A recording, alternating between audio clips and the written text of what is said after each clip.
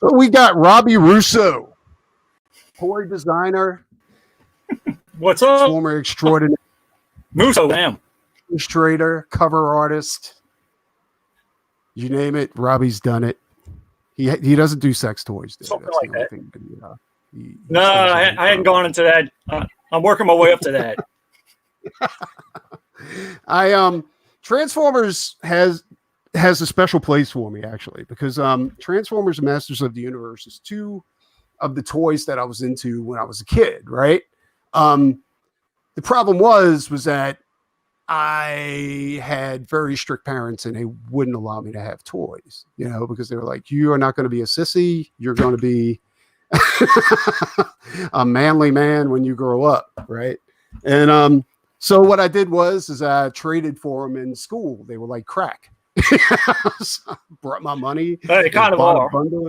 Yeah. And I literally had a brown paper bag full of, I had, what was it? It was Soundwave and a bunch of cassette tapes is what it was. So I had a brown paper bag. It was so awesome, dude. Such good times. But we're here with the man himself, the thug, Robby Musso. All right, Robby. G's up. What's up, guys? We met a while back, actually. I don't exactly remember the exact time that we met, but fuck, dude. I mean, that's very weird. I remember when I met like Roddy. a free comic book day, like at BSI or something. I bet you it was. I'm sure it was that. Or was it had to have been like a BSI comic book day, or maybe it was at Ronnie's old shop, or yeah. It had to been a free comic. It was at Showcase. I think I met you at Showcase. Like, I think there was something going on at Showcase, and and I was like, oh, cool, Robby Musso. I think I know Robby, but yeah, I don't remember the exact moment. But so I'm gonna do what I always do. I'm gonna shut up and I'm gonna let Robby talk. Robby, how did you get started? In the beginning. And I don't know what came first. What came first? Was it comics or was it toys? And what comics? Got you into it? Yeah, I mean, I always wanted to do some kind of artwork. It was either art or a pro skater, and I could never. I just wasn't going to make the cut skating. It was very mediocre at best, and broke my ankle and figured I would never try to ride anything more than a 7-foot half pipe. I thought about being a pro skater at some point too. And until I ended up in a gutter, like just fucking totally wiped out, flipped over a few times and ended up in a gutter, dude. And I was like, I had gravel like inside of the palm of my hand and I had to kind of push out. It was bad, dude. Yeah, I broke my ankle when I was 12, and it was actually on my cousin's half pipe, and it was in December. It was freezing cold outside. Oh god, that's the word. So I never like quit totally. Like I'll still get on the board like once every so often. But at that point it became clear that it wasn't going to be a career path, basically. Did you ever have the joy of, what do they call it? The popsicle, where you try to flip your board and it stands straight up and you come straight down on it? or doing the scorpion where you wipe not out. That there was another thing. There was another thing. I don't know what they still call it this. We used to call it a Jimmy split. When basically if like your back foot like slips off the board and your front foot is still on the board, and the board keeps going forward, but your back feet stays, and you end up just like breaking your crotch because you split. But yeah, that was that, and I already drew, like I've drawn my whole life, and at some point I got into comic books. I think it was like in either 8th or 9th grade, and just got inspired by Jim Lee and the whole 90s image craze, like the whole 90s comics, X-Men, Wildcats, Image, Wildstorm, all that stuff. Really got me kind of like thinking, I've always liked to draw. Let me like start to really put my all into it, basically. Were you ever formally trained as an artist, or were you not really? I mean, I took art classes like in high school and in college, but it wasn't anything that, I mean, I guess you could say I did learn like certain fundamentals, you know, it was like a good way to practice, but I didn't take any like sequential like art classes, or I didn't take any technical drawing classes or anything. So, I mean, nothing really directly contributed. I kind of know where you're coming from. Like with me, I was never really formally trained either, because the art classes they had in school were garbage. You know what I'm saying? Like those art teachers were there just to collect a paycheck. I mean, every now and then they were encouraging, you know, like, oh, you got some talent. Yeah, keep going with a kid, you know, whatever. But it was, for me, it was mainly books. You know what I'm saying? Yeah. Like the library was the best teacher ever. Yeah, like how to draw dinosaurs, how to draw blah, you know, all that kind of stuff. Yeah, the Marvel book, How to Draw Comics, the Marvel. Oh, dude, that was like a Bible. You know? Yeah, it was a how-to definitely book. That was how I learned a lot of sequential stuff. And a friend of mine had given me Steranko's Agents of S.H.I.E.L.D. book, the Nick Fury book. Like it's basically like an omnibus. And you know, his sequentials are like super awesome and dynamic. You know, they're not just like straight across, you know, storyboards. They actually have like, you know, the dynamic panels. So I kind of learned a lot from him. And of course, like I said, Jim Lee was like my number one. Did you go for comics first? Like when did you start submitting for comics, or did you go for toys? It's funny. Like I met some of the guys on the G.I. Joe team in 2006 for Hasbro, because they actually had a G.I. Joe convention here. And that was the first time I pitched. And like I wanted to get into toys first, truthfully. But that following summer, I ended up going to San Diego Comic-Con.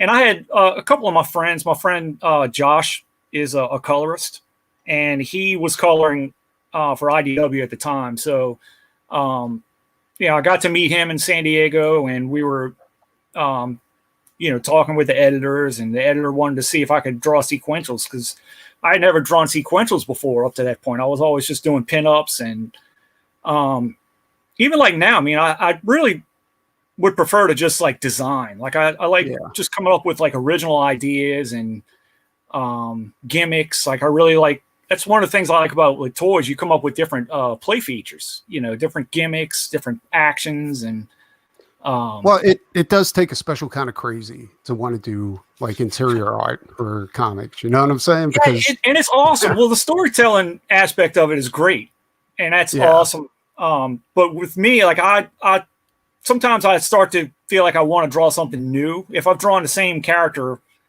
you know, for 20 pages or 15 out of 22 pages or 25 pages, like it starts to get kind of repetitive for me. So with toy design, like I really like how there's always a new challenge, because for each year you got to come up with a new gimmick. You got to come up with a new feature. In the case of Transformers, if you're creating a new vehicle, you got to come up with a new way to turn that into a robot. So it's never like stale. It's always fresh and challenging. It's just new. Now, did you like at San Diego, did you talk to editors, or like what was your first gig? Was it in toys, or was it in comics? Like how did you break officially in? It was comics. I had met with Chris Ryle at IDW. I had gone to, you know, the Transformers comic panel, and basically introduced myself after the panel. I went up to him, and Josh was a colorist for them too. So he, you know, I guess you could say he kind of helped me kind of become acquainted with them as well. But at the same Comic-Con, I had met up with Hasbro again, And I had I tell the story a lot. If other people have heard this before, it probably gets old, but I had designed a speed racer transformer, like a Mach 5. Mm-hmm. And I pitched that. I showed it to basically the lead designer of Transformers back in 2006. And I didn't even know at the time, but this was before when the Wachowski brothers Speed Racer movie was about to come out. So Hasbro wanted to get the rights to the Speed Racer toy line. They wanted to get the basically the master license to it.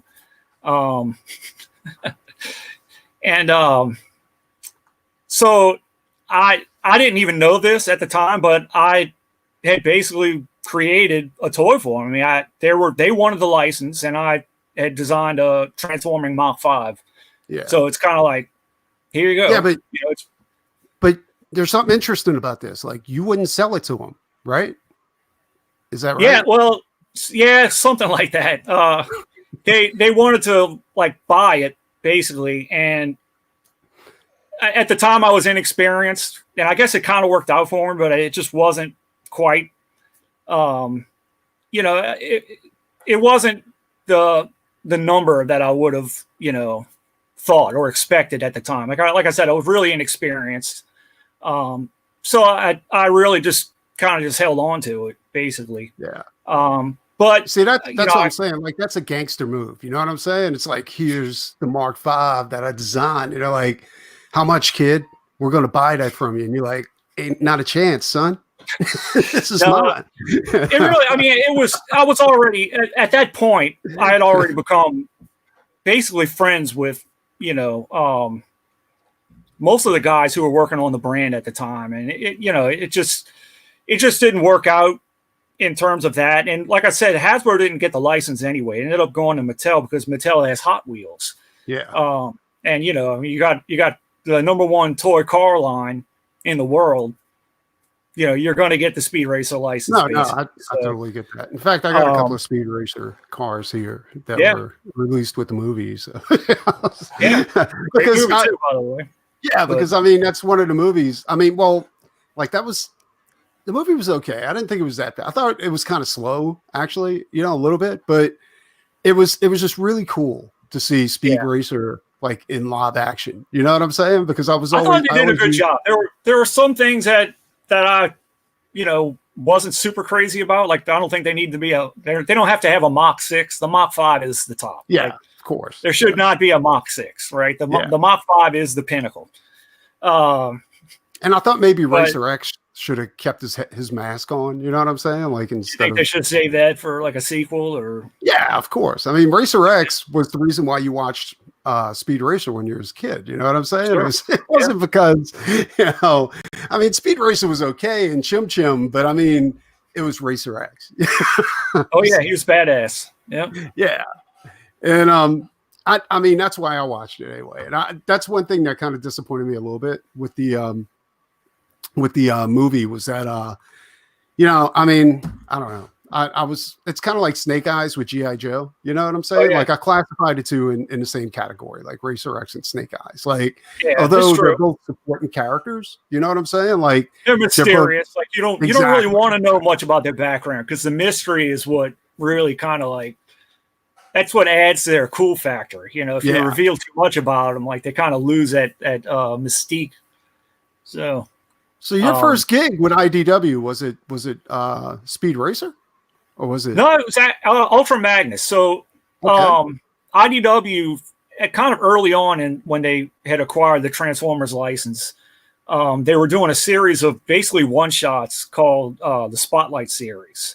Yeah. And they did a Spotlight Shockwave, they did a Spotlight Hot Rod, but the first one I did a Ultra Magnus was my first one. And then I did Ramjet and then Cliff Jumper were the three that I did. There you go. So that line art right there, that was not that one, but if you scroll down. Yeah, Klaus. Oh, that's you right there. That one, that's my first professional artwork right there. Like, that was the first thing that. Dude, that's pretty badass. I love the perspective. Like, you Yeah, giving them the undershot like that. That's badass. Yeah. So did you do both? You never did both covers, did you? Or did you? No, I just did the one like the one with the clouds in the Oh background. god, dude, that looks Yeah, even it's better. colored by Kieran Oates. Yeah, awesome colorist. Who I was very fortunate too to be paired with a really great colorist because he killed the interiors as well. you did the interior art as well, besides the cover. Mm-hmm. Sweet. Yeah. Nice. So after Ultra Magnus, did you what like how many books did you do after this? I mean, was it a ton, or did you kind of work your way into toys afterwards? You know what I'm saying? Yeah, kind of. I was on comics from about 2006 until around 2009. Okay.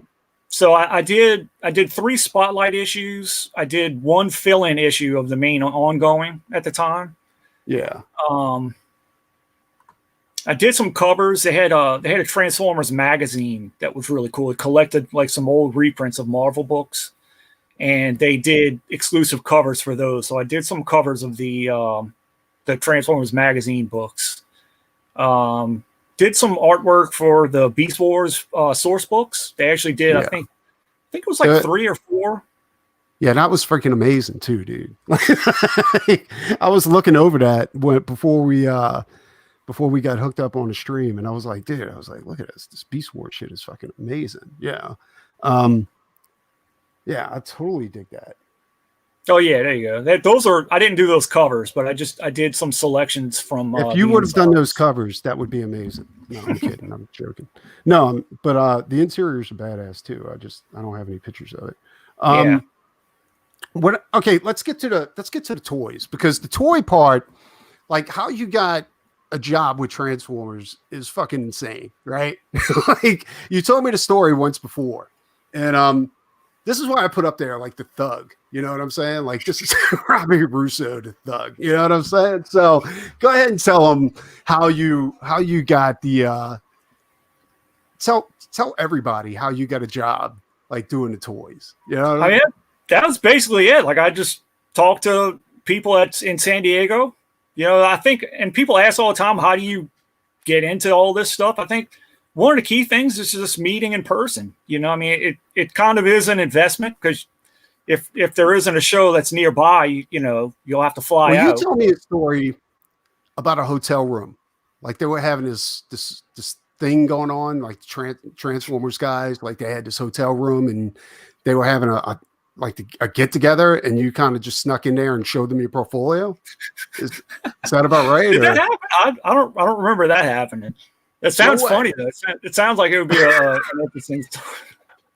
I crashed this party and I said, "Look at this." Yeah, he was like, "Hey," I said, "Look at this Mach 5. It turns into a robot, a robot."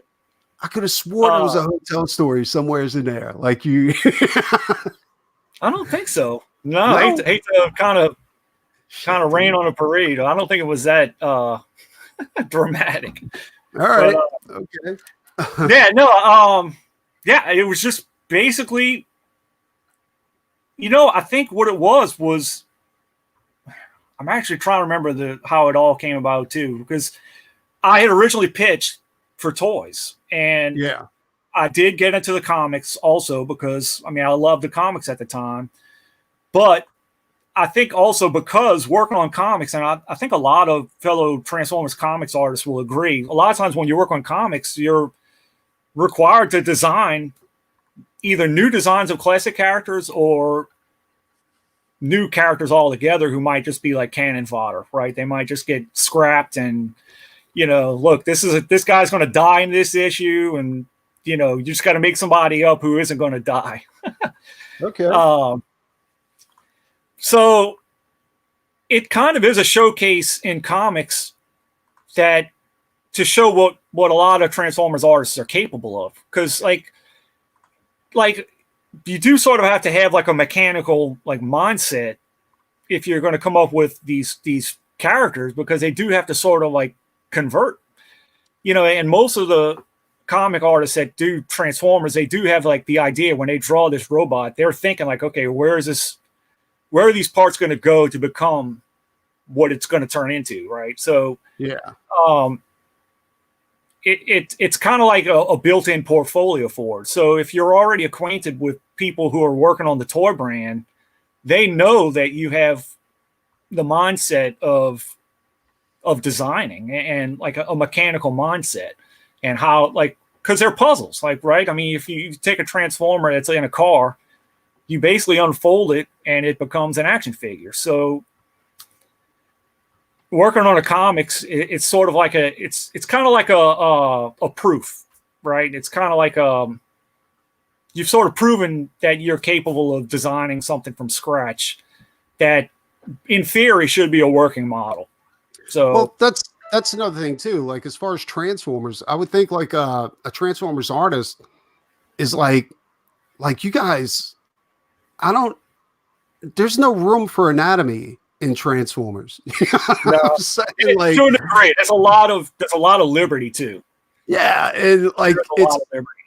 I would think that it's you have to be one hell of a draftsman to kind of to do Transformers, right? I mean, it's not like with, I know when I do my books, like it's anatomy, this, make sure the proportions are correct,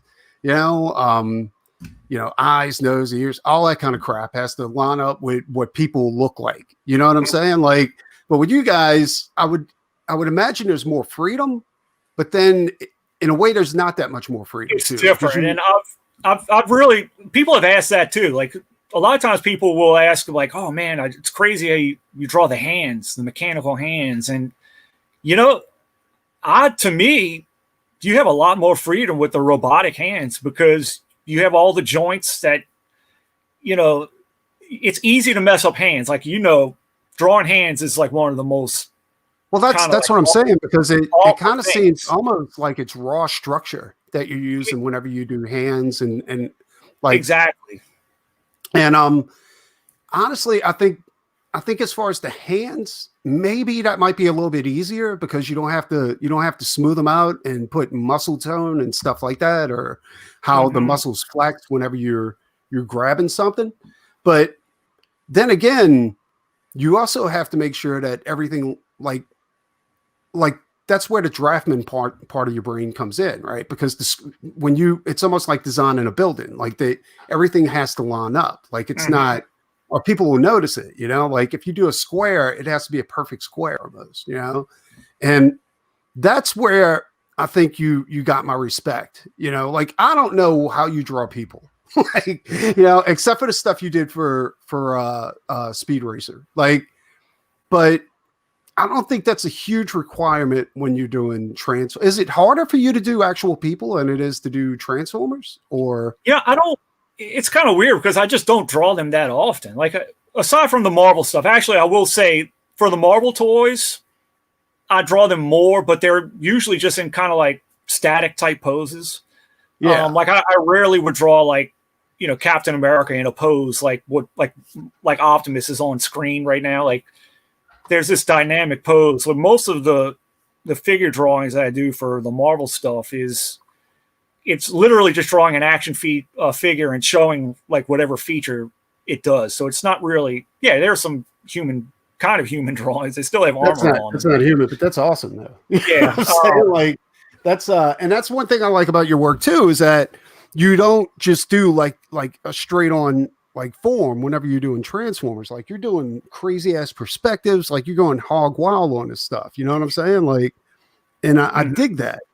But another thing too, like you have to like, it's not only about the Transformers, but then you also have to be like a perfectionist when it comes to cars, airplanes, trains, like all the stuff that like any other comic artist just wouldn't see as being that important. You know you see where I'm going with that? Like, well, in traditional like superhero comics, the vehicles aren't much of the focus, unless you're drawing Batman, you have the Batmobile. But in Transformers, I mean, the vehicles are the characters. So like the Ramjet pictures are like, it's just, I think there was like 3 or 4 pages of just jets.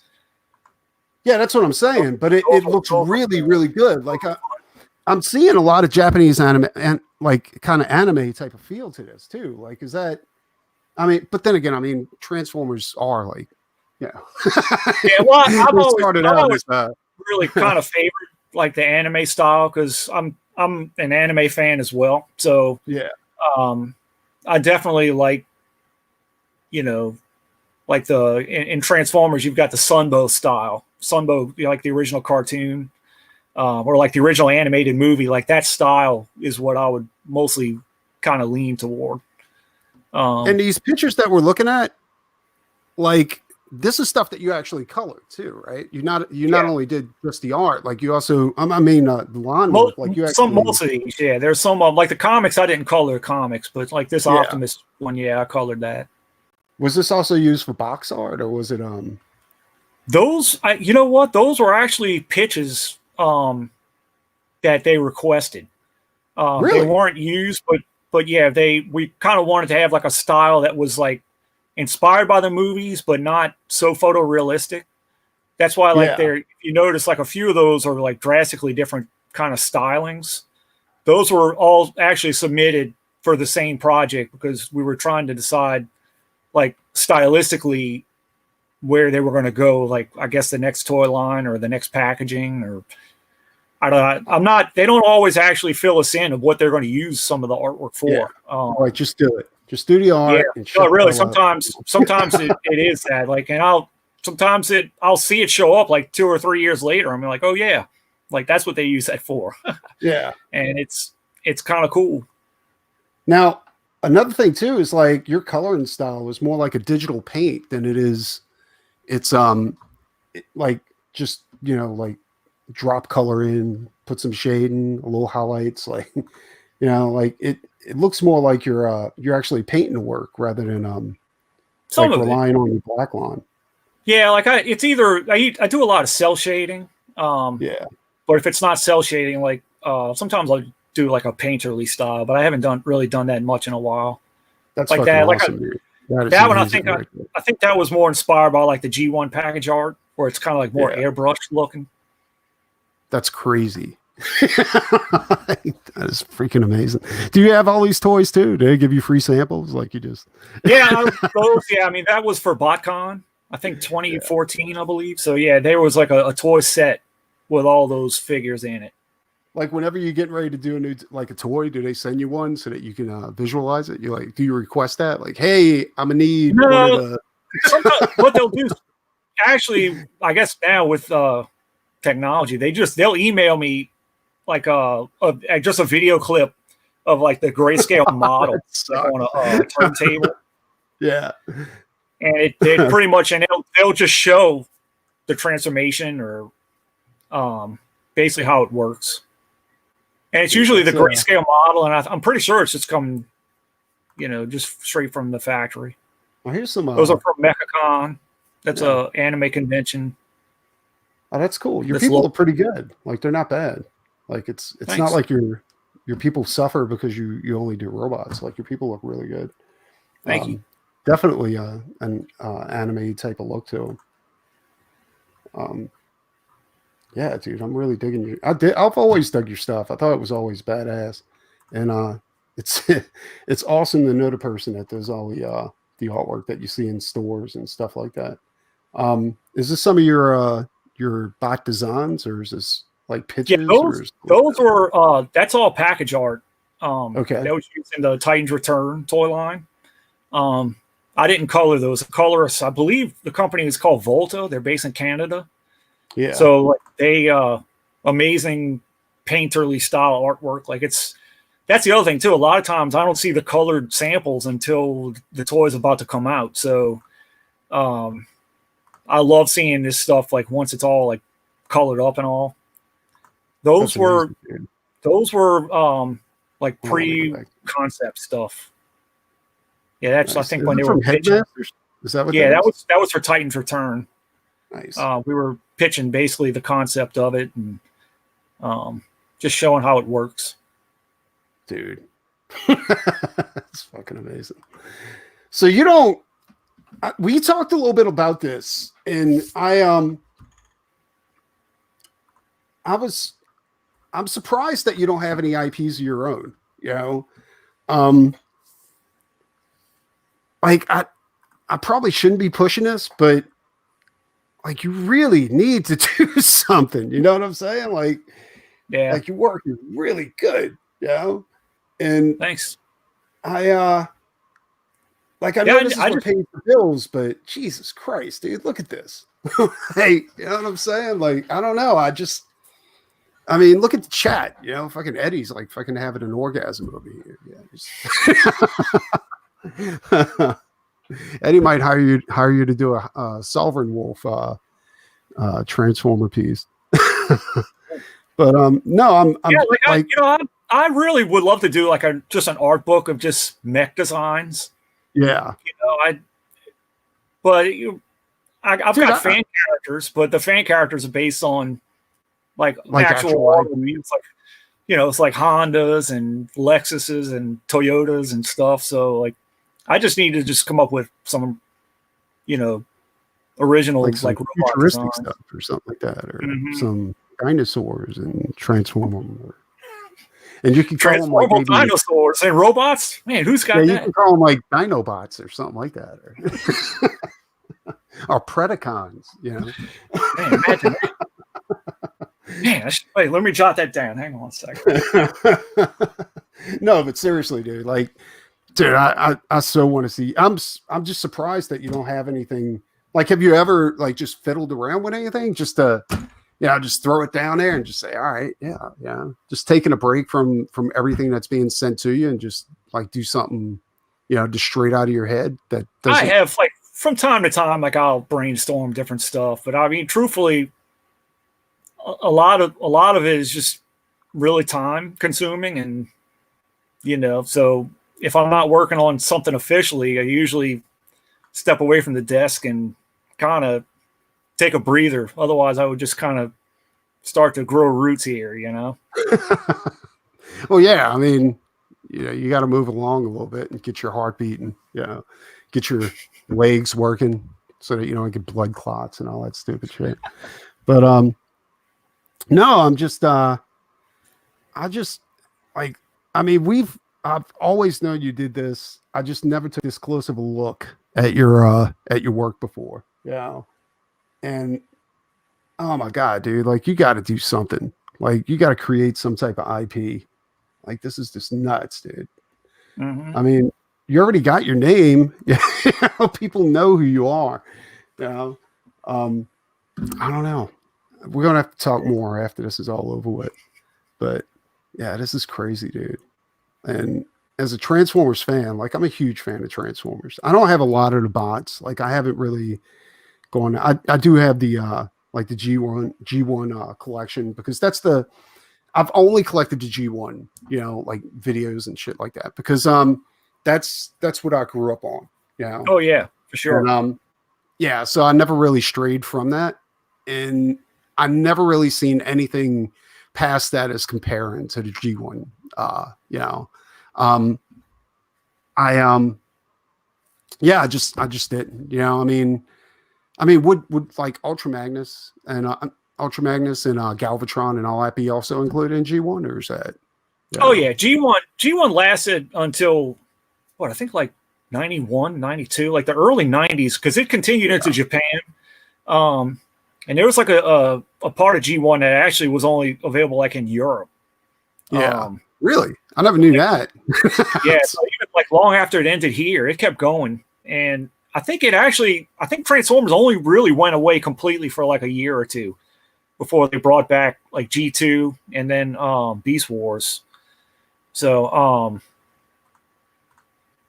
yeah, Eddie was asking how does one go about the beginning quest of having a toy made? Yeah.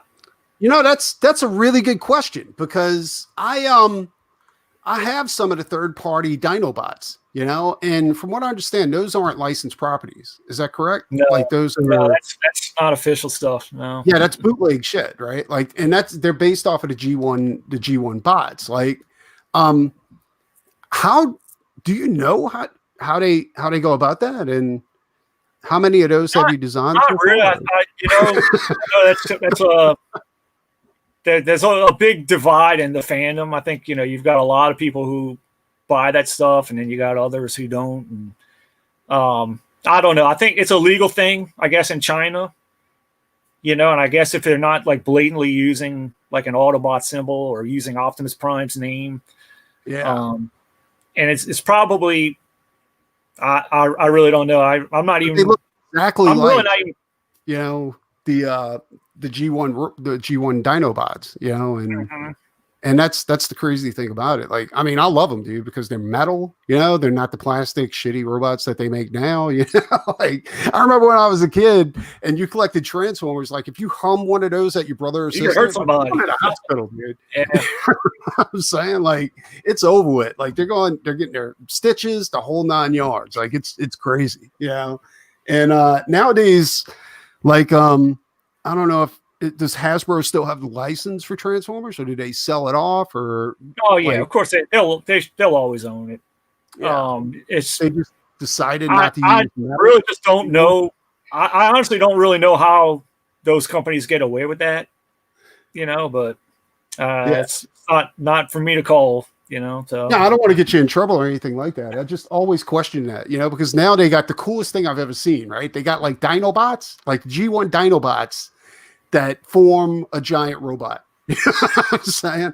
And I'm like, the Power of the Primes one does. That one combines too.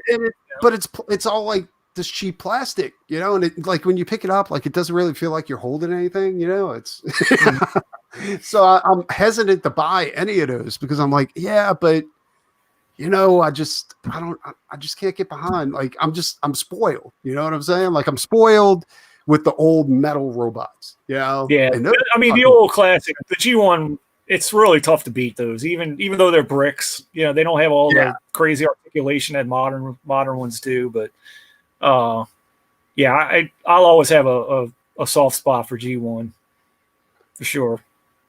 Hold on, wait 1 second. Go ahead and entertain the crowd real quick, and we'll.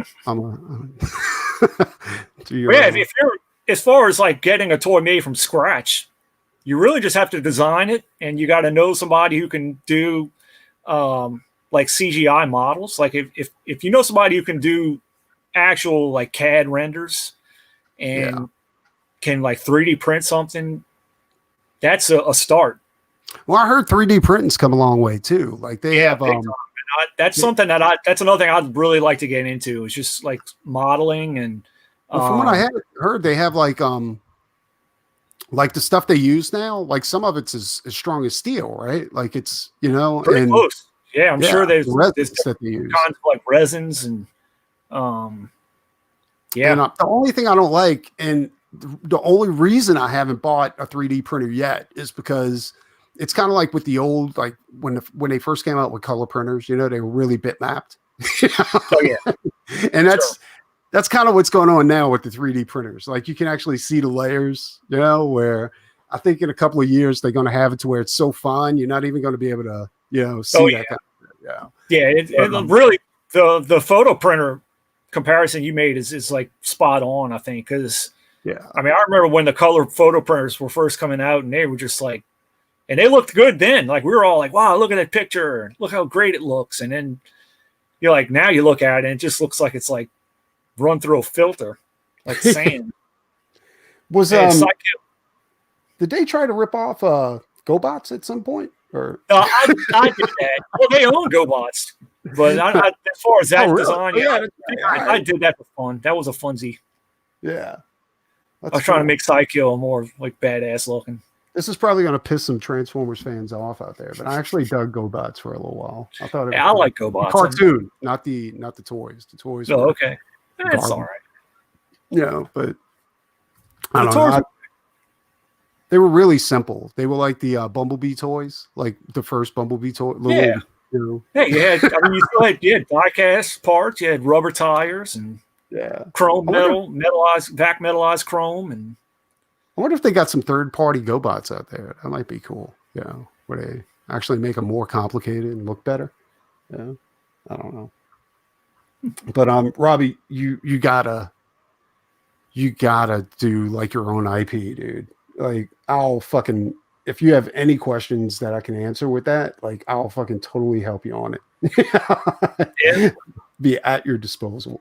But yeah, dude, like looking at all this, it's almost like I almost feel it's like you put your time in, like in this industry that you work in for a certain, you know, like you've been working in toys for like the last maybe 15 years. Is that about right? Or 10, you know, about 10 years, yeah. 10 years. And like you put your time in, you get your name out there, 12, 10. you know. Yeah, you get all your work out, and then you kind of go off and you create your own IP, you know. And I dude, it's Tom, dude. You gotta you gotta create the next giant robo, dude.